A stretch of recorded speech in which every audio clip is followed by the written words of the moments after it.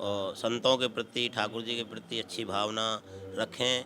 मन से पाप वासनाएं सब हटा करके वृंदावन के दर्शन करें। जो गृहस्थ में है वो ब्रह्मचर्य का पालन कैसे कर सकते हैं और ब्रह्मचर्य का पालन करने से क्या क्या फायदे होते एक भक्त ने किसी संत से पूछा, जा करके बोले, महाराज कौन सा आश्रम बड़ा है, गृहस्थ आश्रम या ब्रक्त आश्रम?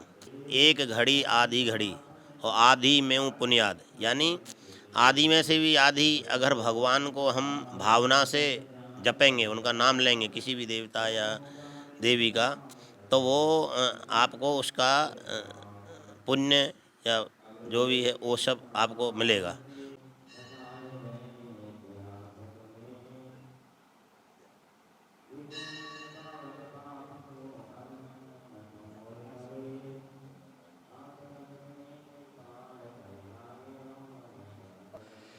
नमस्कार दोस्तों, जनता की आवाज़ में आप सभी का स्वागत है। मैं कन्हैया शर्मा। जैसे कि सनातन धर्म की सीरीज में इस बार साधु संतों के त्याग और तपस्या से रूबरू कराने की कोशिश कर रहा हूं और आप सभी के भाइयों के माताओं के बहुत सारे सवाल आ रहे हैं, पूरे भारतवर्ष से सवाल आ रहे हैं, लेकिन मैं जितना होता है कोशिश करता हूं लेने की और कोशिश करता हूं संतों द्वारा उस सवालों का हल लाने की, क्योंकि मैं मानता हूं कि सभी संतों के पास नहीं पहुंच पाते, या कहते हैं ना, हर किसी की किस्मत में भी नहीं होते दुर्लभ तपस्वी संतों के दर्शन करना।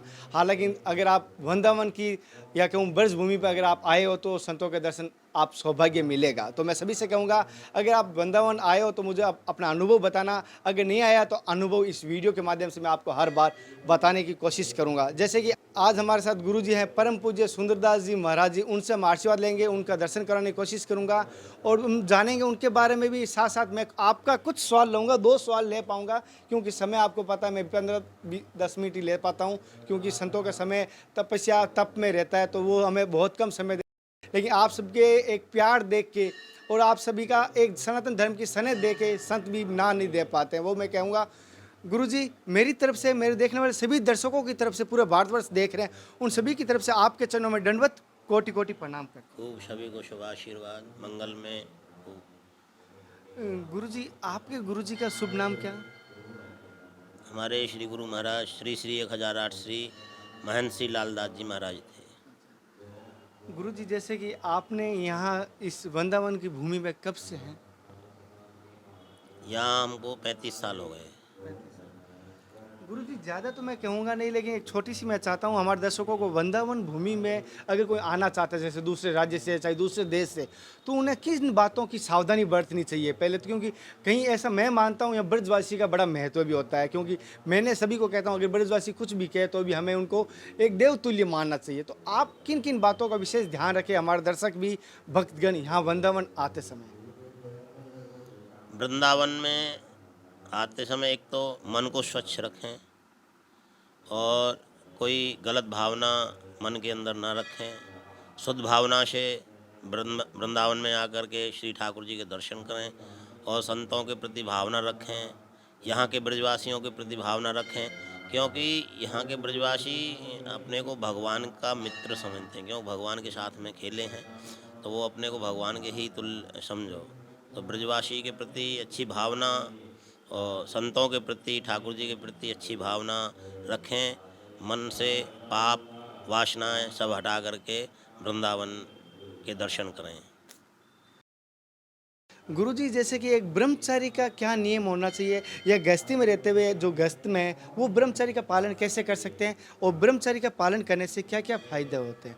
हमारे कुछ भाइयों का ये सवाल सबसे ज़्यादा आ रहा है, तो मैं चाहता हूँ अगर आप इसके बारे में बता तो वो ब्रह्मचारी अपने में एक ठाकुर जी के प्रति रहते हैं। ब्रह्मचारी यानी जो संत व्रत महात्मा हैं, वो अपने ब्रह्मचार्य का पालन करते हैं और भगवान के प्रति उनकी निष्ठा रहती है। और गृहस्थी में भी रह कर के अपने केवल एक अपने धर्म पत्नी के प्रति नियम निष्ठा रखें, तो वो भी एक ब्रह्मचारी का ही स्वरूप होता है।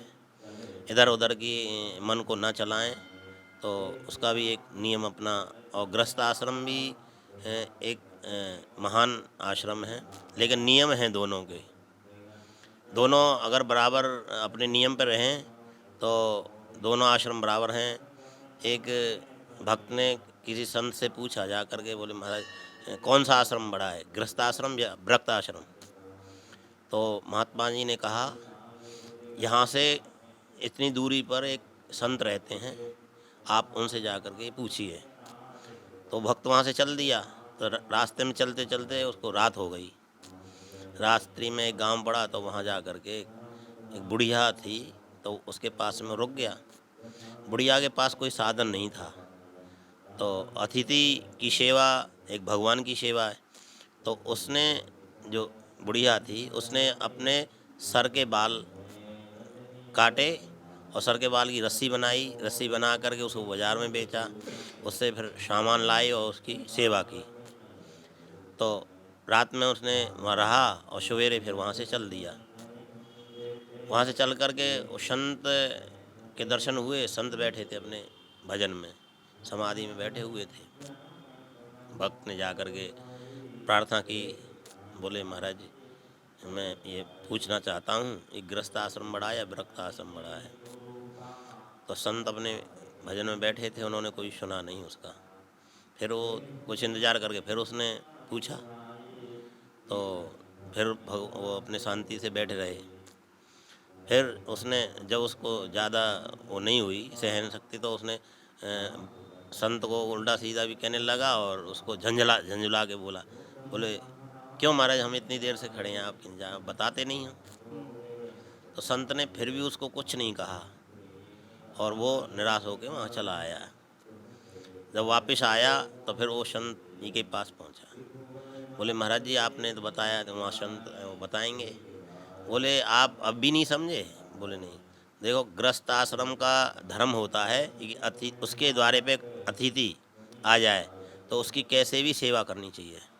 अतिथि के द्वारा, अतिथि एक भगवान होता। अतिथि कौन?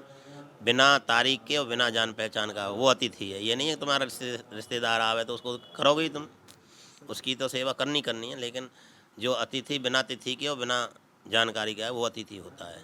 तो उसकी सेवा करना गृहस्थ का सबसे बड़ा धर्म है।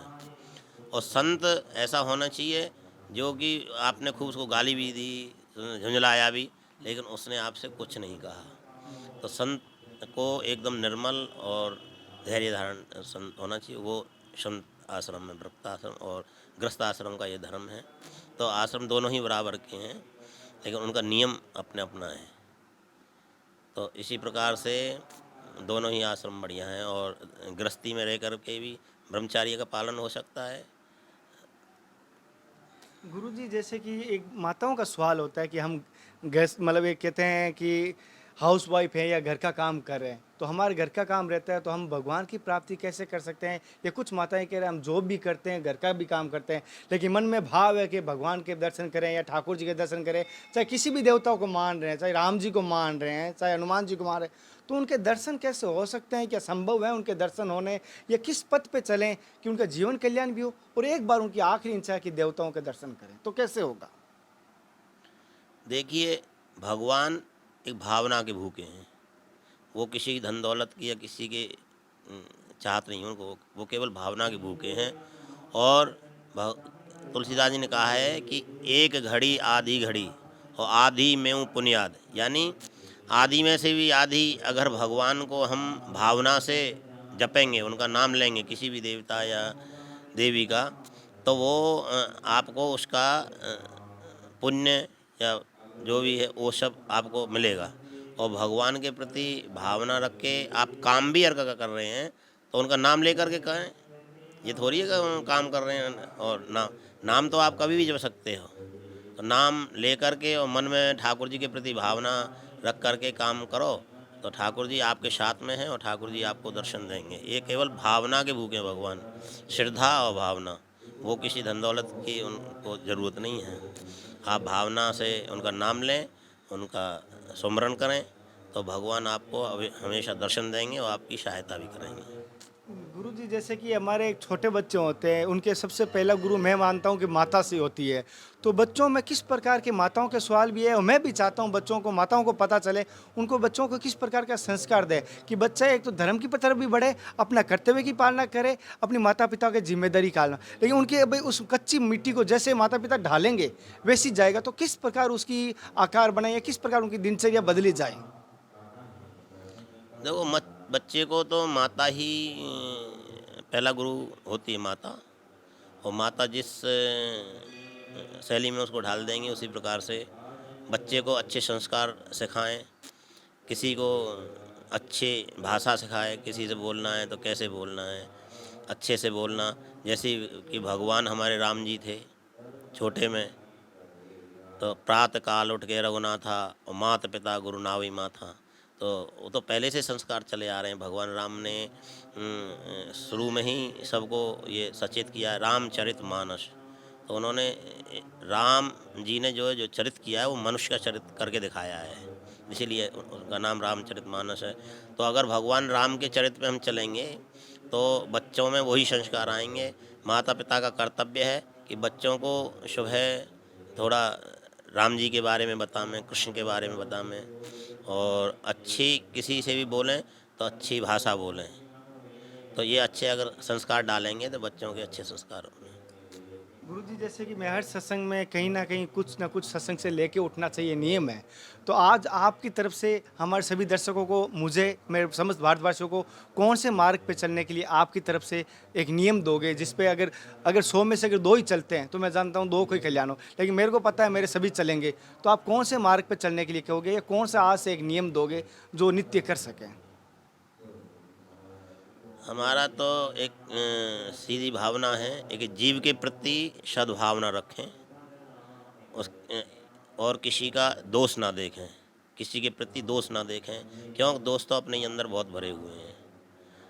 किसी से अगर लेना है तो उसके अच्छे कर्म को लो, वो क्या अच्छे कर्म क्या कर रहा है उसको अपनाइए, उसके दोस्त को ना देखें। दोस्त तो अपने अंदर बहुत हैं। और एक नियम रखें कि जीव की सेवा करें। जहाँ भी कोई मेरा भूखा है, प्यासा है, तो उसको पूछ करके और उसको सांत्वना दें, और ठाकुर जी के प्रति भगवान का भजन करें। यही नियम है। धन्यवाद। जैसे कि गुरुजी ने कहा था कि जीव के प्रेमी रहें, सभी से मैं कहता हूँ, जैसे कि आप सभी से निवेदन करूँगा, जो पहले के टाइम में एक पहली रोटी गाय को देते थे, वही नियम वापस अपनाइए, गाय के लिए रोटी निकालें। जिनके यहाँ गाय नहीं आती तो कम से कम, अगर मैं ये कहूँगा, गुल्लक बना लीजिए। गाय की रोटी अगर किसी भी जानवर को दे रहे हो, कुछ लोग कहते हैं हमारे वहाँ गाय नहीं आ रही है, मैं कहूँगा बहुत बड़ी बात नहीं है। कुछ कुछ देशों में गायें नहीं मिलती है, हमारा नए गायें नहीं घूमती, हमारे कुछ बाहर से भी देखते हैं।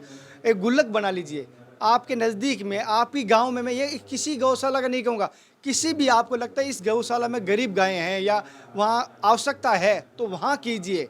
जहाँ आपको लगता है हमारे गायों को, मैं ये किसी गौशाला का प्रमोशन नहीं करता हूँ, हर बार कहता हूँ, लेकिन जीव प्रेमी बनिए, गो प्रेमी बनिए, मैं सभी से कहूँगा।